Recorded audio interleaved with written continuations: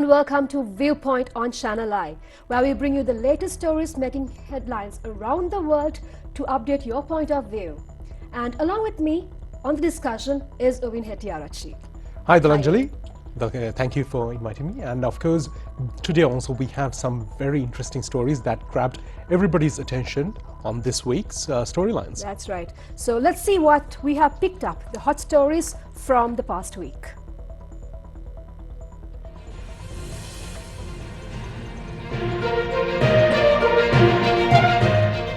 Joe Biden sworn in as the 46th US President.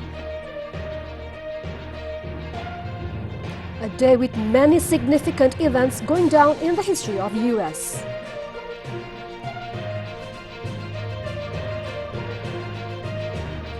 The new president goes to work immediately. 17 executive orders signed. UK offers a visa for Hong Kong citizens to live and work.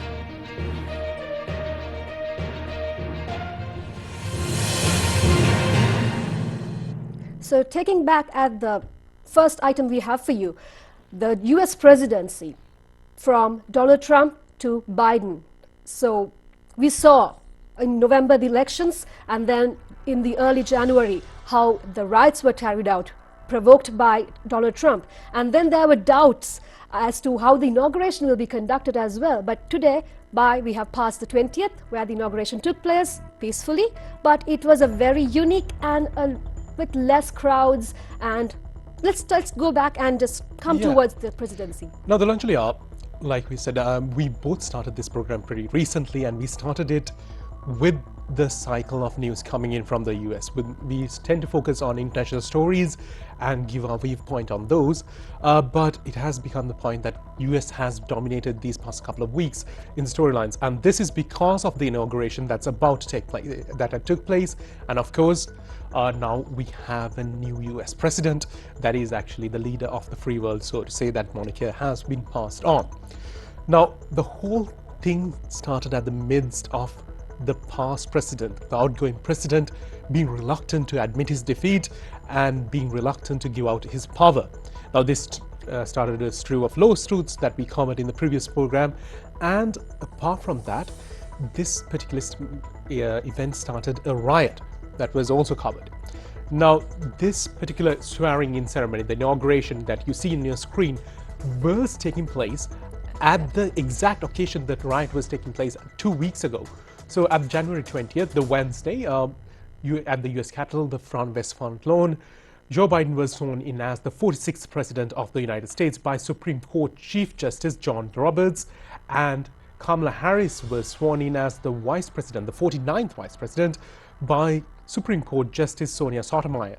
And this was a very significant thing, because first of all, for us Sri Lankans and all over the South Asian corridor, we see a bit of a transition in the weave of immigrants. And of course, this is very evident in the cabinet the newly elected president actually formed. His cabinet is very diverse. There are a lot of executive positions going to diverse and people of color, people from immigrants, different nations. So that is represented, and his cabinet is also. The Black Lives Matter was also taking place, so that was significant. It mattered to them. That particular scenario was very helpful for them to get elected.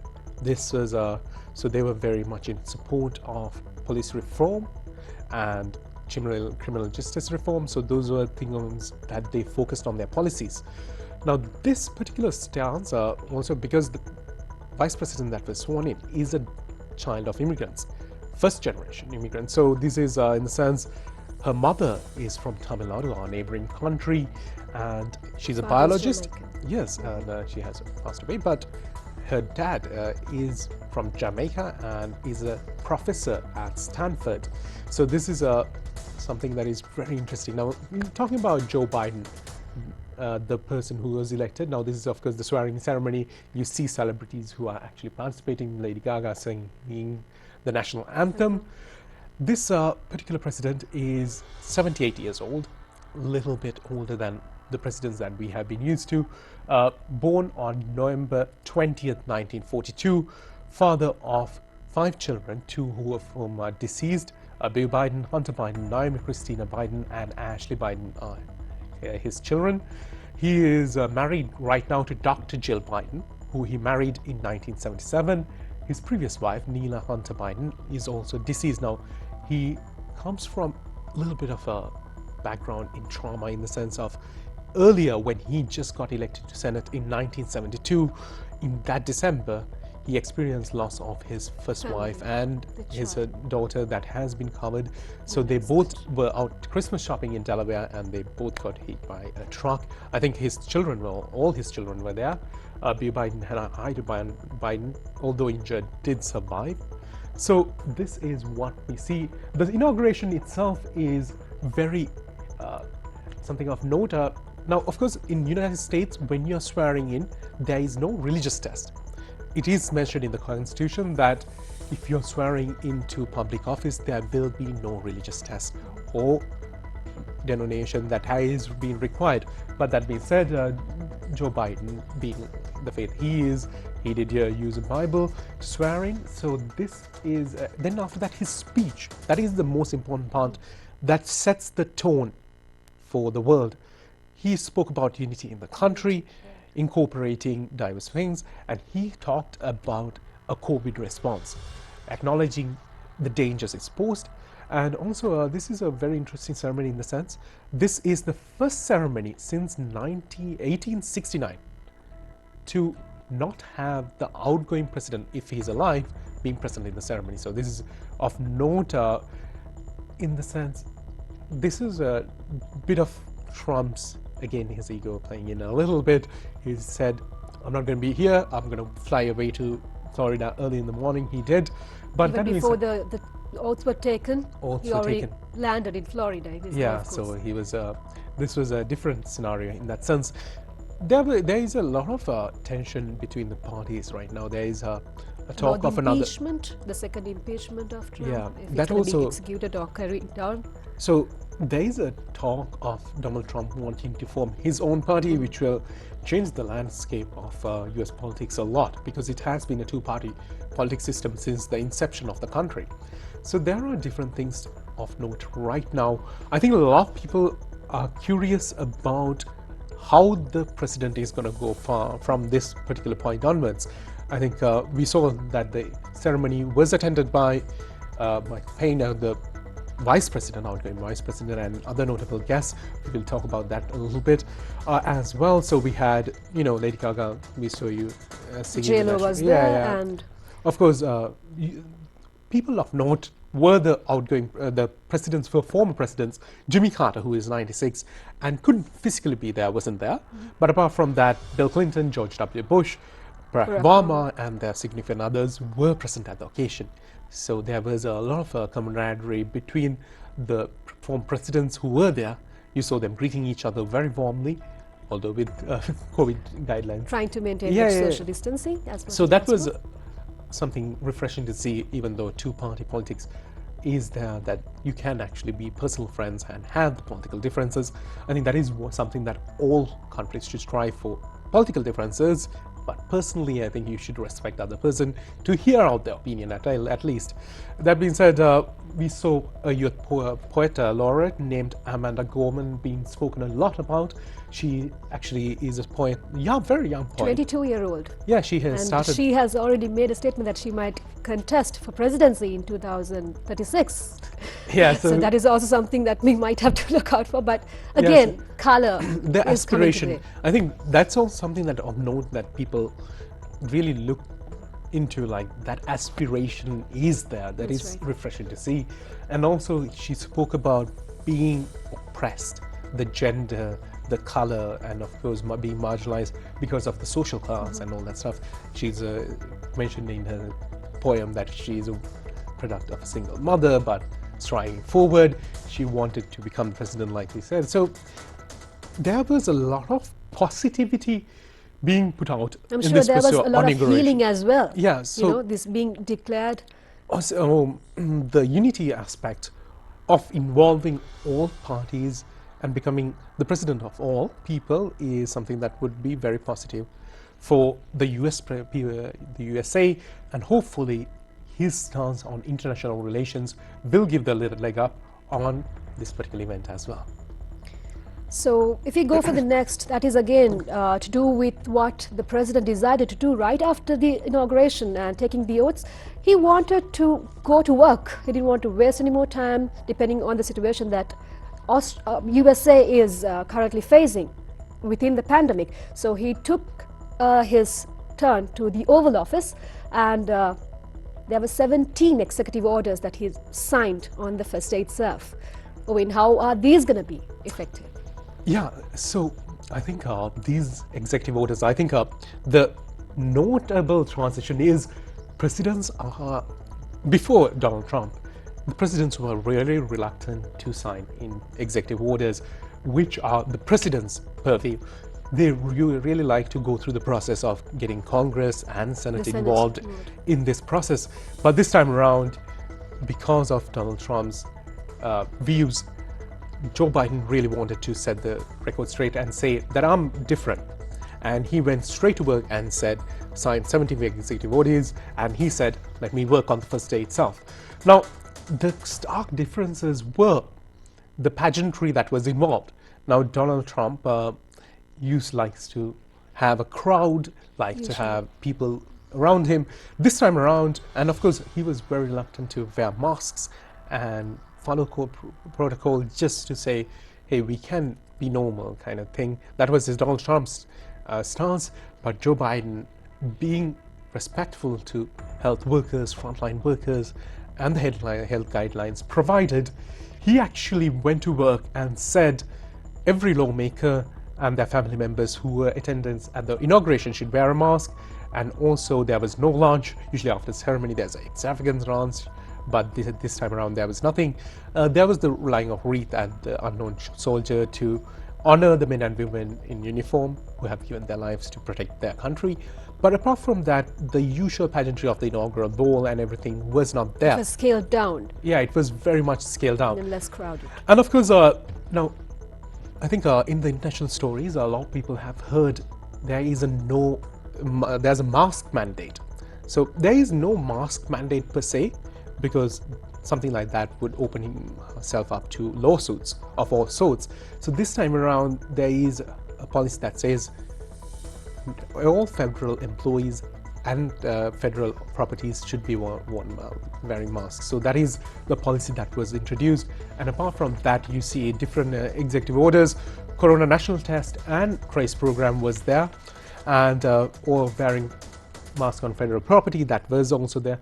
And for the job side, now a lot of people are going through a tough time. The COVID relief bill will be provided $2,000. He said that the families will be looked after. And minimum wage. Now this is an issue I think a lot of states have dealt with it. Some states have minimum wage. Now of course $15 something is in Sri Lanka, you can say, oh, that's a lot, but I think the living cost really factors in. So different states have different living costs, different countries have living costs. In USA, minimum wage of 15 is just about par to get by, I think, for some people. So that being said, he's also investing a lot on green energy. Now he's not going for the Green New Deal his party has provided, but he has cancelled the Keystone Pipeline, which is an oil pipeline from Canada to USA. So this has had mixed reactions from the world over. Some people supporting oil transport say, hey, it's easier to transport oil through a pipe, but in the long term, people say this is something that is destructive to the environment. And as a world, we are actually trying to phase out carbon energy. This is actually a good thing, because he has actually rejoined the Paris Accords, which says by 2050 they're going to go to 0%. They say that's the final attempt that mankind will be able to attempt, at least to save what they can. Yeah, so net zero emissions by 2050 is what the whole world is aiming for. 60 countries have ratified it. I think major giant countries are there, but China and India haven't still come on board. So those are also something of note. Now, of course, there is other things that he actually did for the United States people, citizenry. student loan debt forgiveness, expansion of tuition-free colleges, And there was the universal lifting of preschool. the travel ban from certain Muslim countries. Yes, That now was this also is something of very much of note to people in the South Asian region, and of course all around the world who Mediterranean. are interested in going to US, maybe for study, maybe for business, maybe to live.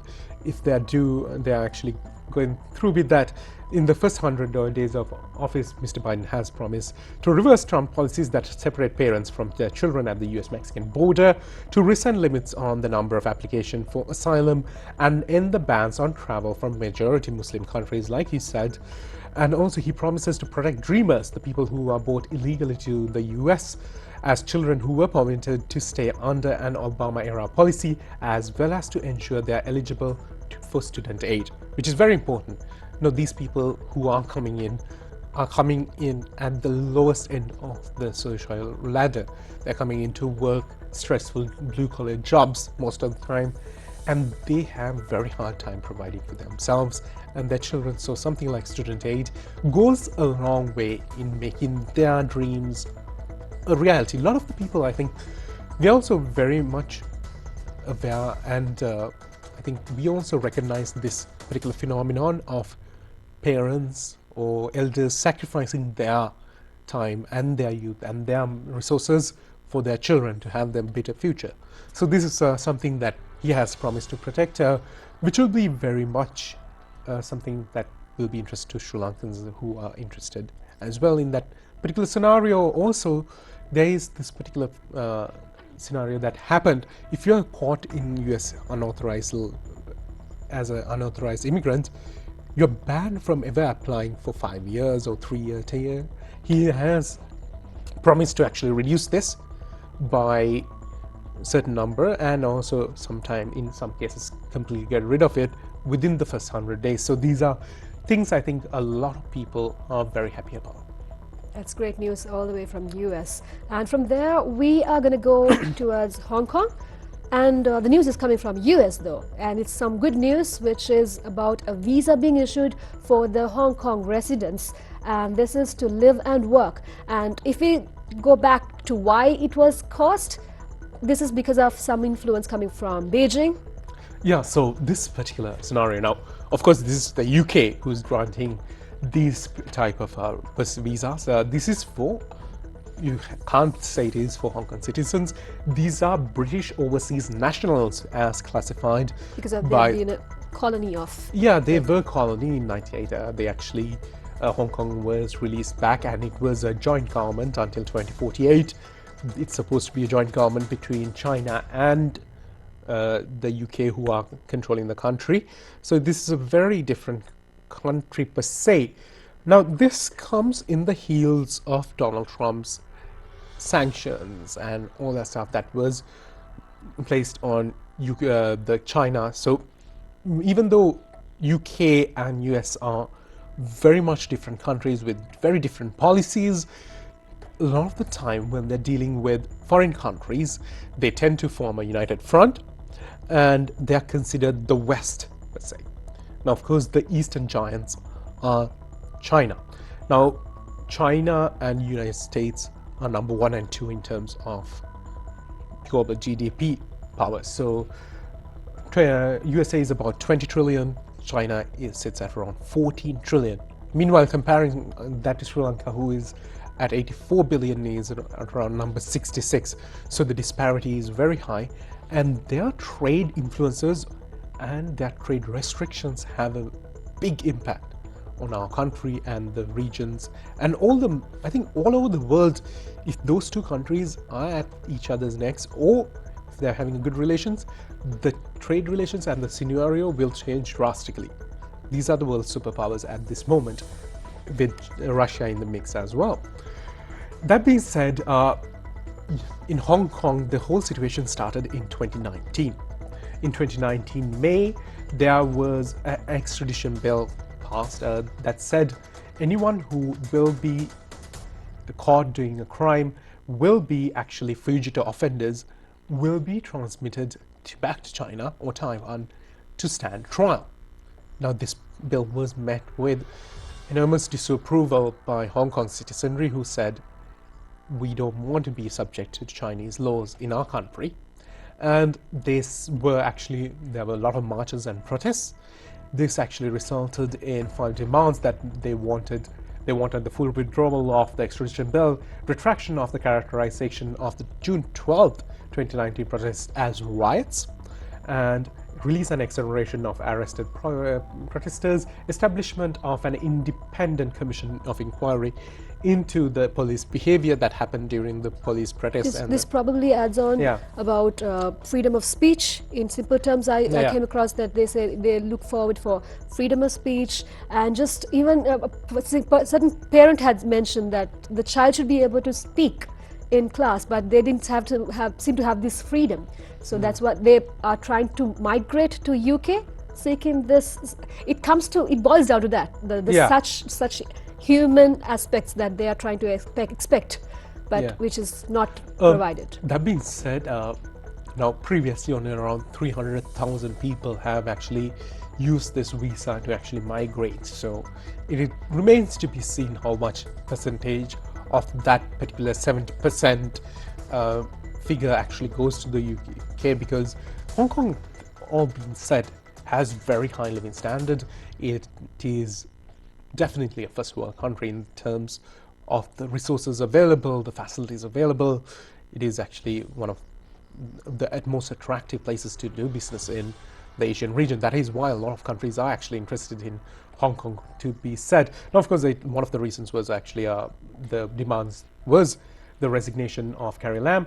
What they got was a bill suspended in the June 2019. They did get that, and also police partially rescinded the characterization of the protests in 12th of June. So these were things that actually did happen to Hong Kong people. So that being said, I think the big takeaway is, even though trade has resumed between China and USA, these two world giants seem to be having some tension again. So hopefully that gets resolved, so countries like ourselves can exist and do trade with both the countries, because you can't, I don't think, exist in this current climate without those two giants being your trading partners. Right, so with that, we are going to wind up today's episode, and we invite you to join us on the 2nd and the 4th of the month on Sundays at 9:30 p.m. on Channel I. With that, it's Win and myself, along with the team of Channel I, signing off. Take care.